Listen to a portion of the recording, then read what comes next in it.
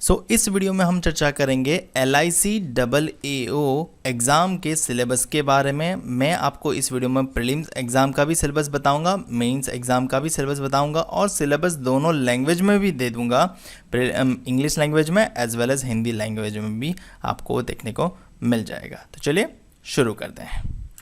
सबसे पहले आपको एग्ज़ाम पैटर्न का नॉलेज होना ज़रूरी है, क्योंकि उससे आपको ये पता चलता है कि कितने सब्जेक्ट हैं। तो देखो, पहला तो रीजनिंग एबिलिटी, दूसरा क्वांटिटेटिव एप्टीट्यूड यानी मैथ्स और तीसरा इंग्लिश। ये प्रीलिम्स एग्जामिनेशन पैटर्न है, ठीक है। और ये मेन एग्जामिनेशन का पैटर्न है। अगर मेन एग्जामिनेशन में देखोगे तो आपको रीजनिंग तो रिपीट होता हुआ दिखेगा, ऊपर भी है नीचे भी है। दूसरा एक नया आता है general knowledge and current affairs. तो केवल करंट अफेयर्स है ऐसा नहीं है, साथ में जीके भी है, तो जीके भी पढ़ना है। थर्ड है डेटा एनालिसिस एंड इंटरप्रिटेशन। अब data analysis and interpretation quantitative aptitude का ही एक पार्ट है, ठीक है। अब मेन एग्जामिनेशन में आपको मोर फोकस किया गया है DI एंड एनालिसिस पे, तो आपको वो चीज़ ध्यान में रखनी है। और फोर्थ है इंश्योरेंस एंड फाइनेंशियल अवेयरनेस, यानी आपको इंश्योरेंस से रिलेटेड नॉलेज होना चाहिए, साथ ही साथ फाइनेंशियल अवेयरनेस भी होना चाहिए फाइनेंशियल मार्केट का, ठीक है। और पांचवा तो डिस्क्रिप्टिव होता है, अगेन वो इंग्लिश में ही छुप जाता है, ठीक है। तो ओवरऑल देखा जाए तो आपके सामने टोटल 6 सब्जेक्ट हैं: maths, reasoning, English, current affairs, general knowledge and insurance, ठीक है। तो चलिए शुरू करते हैं और बारी बारी जान लेते हैं सभी के सिलेबस के बारे में, preliminary examination as well as main examination. अगर आपको नोटिफिकेशन, अगर आपको ये एग्ज़ाम पैटर्न रिलेटेड कोई भी डाउट है तो मैं ऑलरेडी उसके लिए एक सेपरेट वीडियो बना चुका हूँ, आपको वो वीडियो देख लेनी चाहिए। वीडियो की लिंक आपको डिस्क्रिप्शन में मिल जाएगी, ठीक है। तो चलिए शुरू करते हैं। तो सबसे पहले जान लेते हैं रीजनिंग एबिलिटी के लिए सिलेबस क्या रहेगा। तो सबसे पहला टॉपिक है पजल एंड सेटिंग अरेंजमेंट। काफ़ी इंपॉर्टेंट टॉपिक है, हर एग्ज़ाम के लिए ये काफ़ी इंपॉर्टेंट होती है।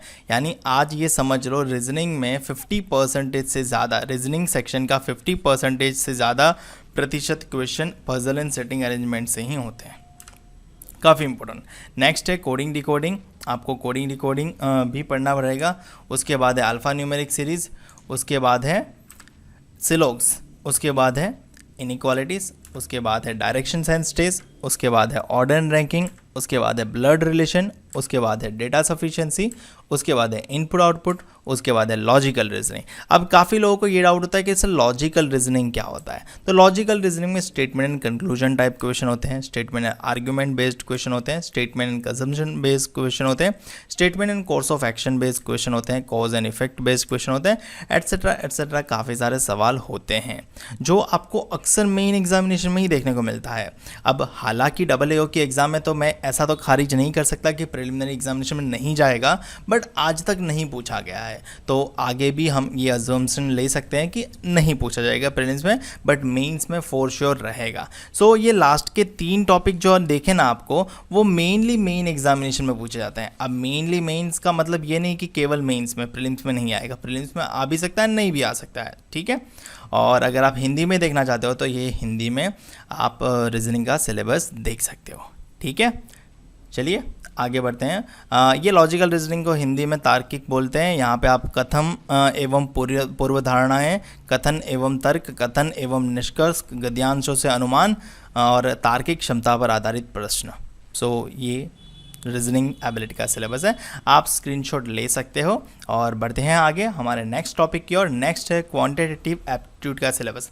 हाँ, ये सिलेबस प्रीलिम्स और मेंस एग्जाम दोनों के लिए हैं। आपको मैंने ऑलरेडी बाइफर्केशन बता दिया। मेंस का ये पूरा सिलेबस है। प्रीलिम्स का देखें तो प्रीलिम्स में आपको ये सबसे ज़्यादा देखने को मिलेगा।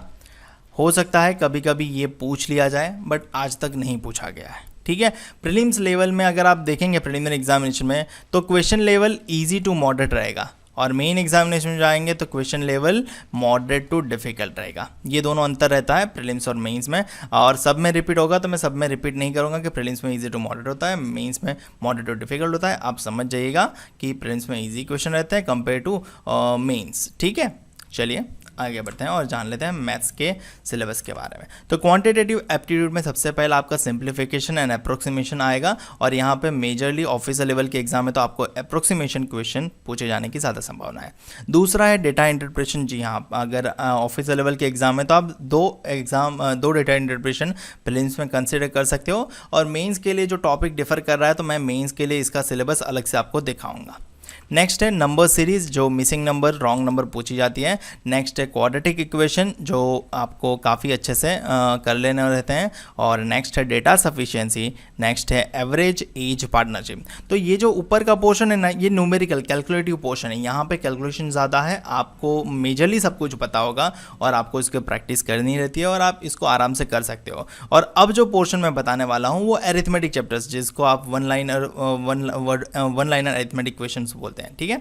सो अरिथमेटिक चैप्टर्स में एवरेज एज पार्टनरशिप, नेक्स्ट है SI CI and ratio proportion, profit loss discount, percentage, time work and pipe and cistern, mixture and alligation, speed time distance, boat and streams, permutation and combination, probability, area, mensuration. तो ये सारे topic है quantitative aptitude यानी maths के syllabus के बारे में। अगर आप हिंदी में पढ़ना चाहते हो तो ये सारे हिंदी में आप पढ़ सकते हो। संख्या प्रणाली, सरलीकरण और सन्निकटन, अनुपात और साझेदारी, प्रतिशत, लाभ और हानि, साधारण ब्याज एवं चक्रवृद्धि ब्याज, औसत, समय और कार्य, पाइप और टंकी, चाल, समय, दूरी, नाव और धारा, मिश्रण और सम्मिश्रण, क्षेत्रमिति, क्रमचय, संचय और प्रायिकता, संख्या श्रृंखला, द्विघातीय समीकरण, आंकड़ों का निर्वचन, डेटा पर्याप्तता, ठीक है।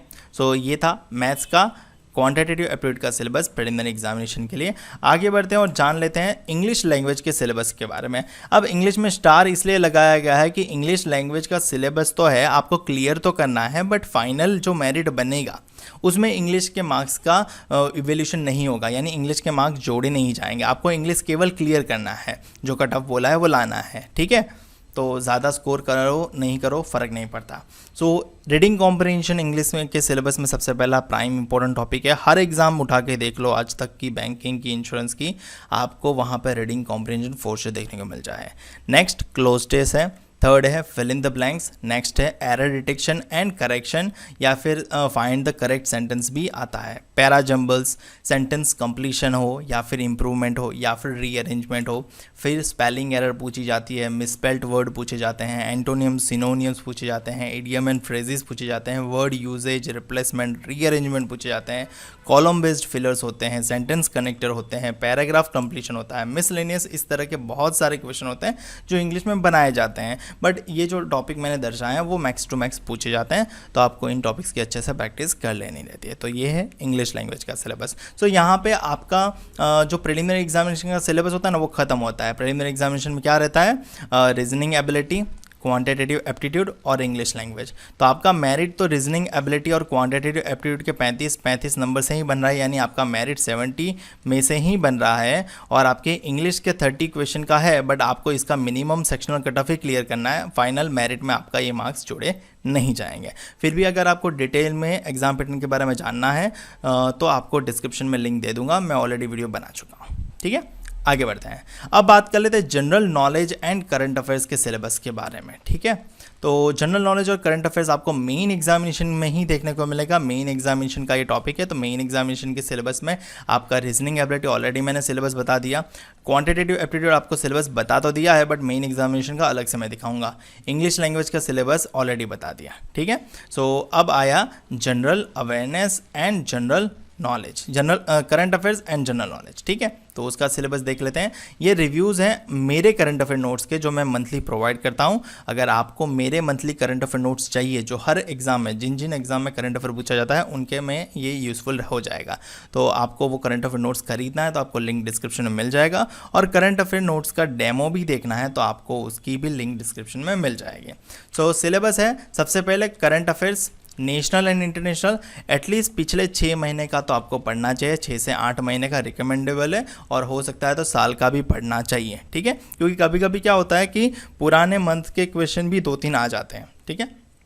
तो फॉर सेफर साइड हमें पढ़ लेना चाहिए अगर टाइम है तो। अब अभी तक नोटिफिकेशन नहीं आया तो हमारे पास टाइम भरपूर है, तो हमें अभी से पढ़ना शुरू कर देना चाहिए ताकि हम जब मेंस एग्ज़ाम देने जाए तब हम रेडी हो। ऐसा ना हो कि फिर प्रीलिम्स के रिजल्ट के बाद हम शुरुआत करें, क्योंकि जो प्रीलिम्स के रिजल्ट के बाद शुरुआत करते हैं उनके पास टाइम बहुत कम होता है और उनको अंत में प्रेशर टेंशन आता है और काफ़ी लोग गड़बड़ी करते हैं और शायद सिलेक्शन से वंचित हो जाते हैं। तो ऐसा ना हो और अभी से अपनी प्रिपरेशन जारी कर दें, क्योंकि नोटिफिकेशन आने के बाद सफिशिएंट पर्याप्त समय नहीं माना जाएगा। आपको ये समझना होगा कि अभी से प्रिपरेशन करनी है, ठीक है। Competition day by day increasing हो रहा है, तो हमें भी अपनी प्रिपरेशन एडवांस में शुरू करनी होती है।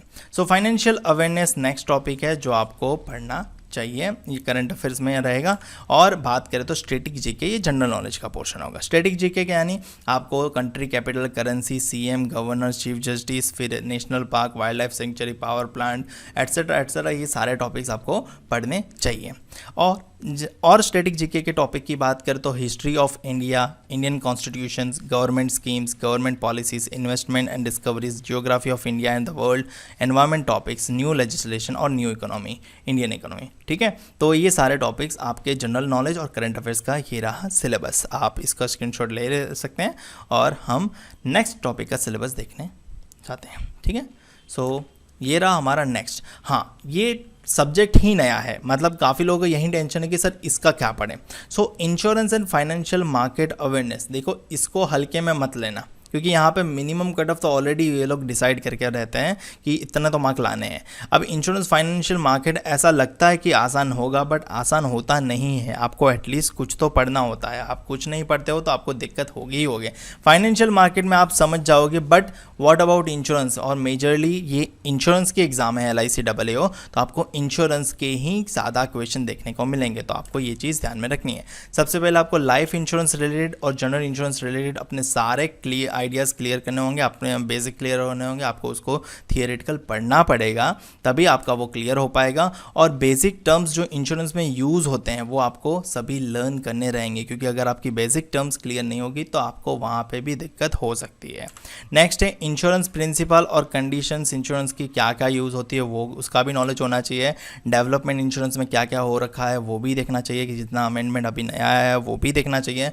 बिजनेस और फाइनेंस टॉपिक्स आपको पढ़ने चाहिए, various laws and policies, history of banking and insurance, financial institution terminologies and derivation, और current banking news and events related to the insurance and financial market. ये सारा टॉपिक आपका इस सब्जेक्ट, इस टेस्ट का सिलेबस बन जाएगा। मैं बहुत जल्द ही आपके लिए बुक्स का वीडियो भी पब्लिश कर दूंगा कि कौन से बुक्स ज़्यादा महत्वपूर्ण है इस LICAAO एग्जामिनेशन के लिए, तो चिंता मत करना। और हो सके तो मैं डेफिनेटली एक PDF भी रिलीज़ करूंगा अगर आपको इस पर कुछ मटेरियल चाहिए तो, ठीक है। मैं फॉर श्योर तो नहीं बोलता, बट मैं कोशिश करूंगा, ठीक है। वीडियो ज़रूर ला दूंगा आपके बेस्ट बुक्स का कौन सी रहेगी LICAAO के लिए, तो उसका वीडियो आपको मिल जाएगा। नेक्स्ट है डेटा एनालिसिस और इंटरप्रिटेशन के बारे में, ठीक है। वहाँ पे आपने क्वांटिटेटिव एप्टीट्यूड का सिलेबस तो देखा, वो तो है ही, ठीक है। ऐसा नहीं कि डेटा एनालिसिस एंड इंटरप्रिटेशन बोला है तो उसका सिलेबस काउंट नहीं होगा, उसका तो सिलेबस काउंट होगा ही होगा। प्लस आपको यहाँ पे मेन एग्जामिनेशन में डेटा एनालिसिस एंड इंटरप्रिटेशन पे ज़्यादा फोकस करना रहेगा, यानी DI, सारे DI, table chart, pie chart, bar graph, line chart, फिर कैसलेट DI, मिसलेनियस DI, ये सारे DI तो आपको करने ही करने हैं। और साथ ही साथ आपको एरिथमेटिक चैप्टर बेस भी DI करने रहेंगे और एनालिसिस टाइप क्वेश्चन ज़्यादा रहेंगे, जहाँ पे आपको डेटा लार्ज डेटा दिया रहेगा और आपको उसको एनालिसिस करना है, सॉर्ट आउट करना है और फिर बाद में क्वेश्चन आंसर करना है, ठीक है। आप मेंस एग्जामिनेशन के मॉक टेस्ट लगाओगे तो आपको आइडिया हो ही जाएगा। सो आपको ये डेटा एनालिसिस इंटरप्रिटेशन पे फोकस करना है। सो ये था LICAAO का सिलेबस, अपडेटेड सिलेबस मैंने आपको बता दिया है। और अगर आप भी चाह रहे हो प्रिपरेशन करना तो हमारी चैनल के साथ जुड़े रहिए और इस सिलेबस के अकॉर्डिंग प्रिपरेशन शुरू कर दीजिए। हमारे और भी यूट्यूब चैनल्स है, आपको जो सब्सक्राइब करने चाहिए। IBPS गुरुजी हमारा मेन चैनल है जहाँ पे मैं मोस्टली एक्टिव रहता हूँ। वैदिक मैथ्स गुरुजी करके एक और चैनल है जहाँ पे मैं आपको मैथ्स की शॉर्ट ट्रिक्स प्रोवाइड करता हूँ और एग्जाम इन्फो, आपको वहाँ पे एग्जाम की इन्फॉर्मेशन मिल जाती है। हमारे इंस्टाग्राम पे अनदर बहुत सारे पेजेस हैं जहाँ पे आपको हर पेजेस काफ़ी यूज़फुल है। जैसे IBPS गुरुजी पे मैं मोस्टली एक्टिव रहता हूँ, वहाँ पे आप मुझसे मुझसे कोई भी सवाल पूछ सकते हो। IBPS मोटिवेशन, जहाँ पे आपको डेली मोटिवेशनल वीडियो मिल सकते हैं। IBPS पजल गुरुजी करके पेज है, जहाँ पे आपको daily latest pattern based puzzle मिलते रहते हैं। यहाँ पे आपको करंट अफेयर्स मिलता है, यहाँ आपको मैथ्स की ट्रिक्स मिलती है और यहाँ पे आपको एग्जाम की इन्फॉर्मेशन मिलती है। तो इन सभी पेजेस को और यूट्यूब चैनल्स को सब्सक्राइब भी कर लीजिएगा, फॉलो भी कर लीजिएगा, आपको लिंक डिस्क्रिप्शन में मिल जाएगी। ठीक है, अगर आपको स्टिल कोई डाउट है तो आप कमेंट सेक्शन में कमेंट करके पूछ सकते हो। मिलते हैं अगले वीडियो में।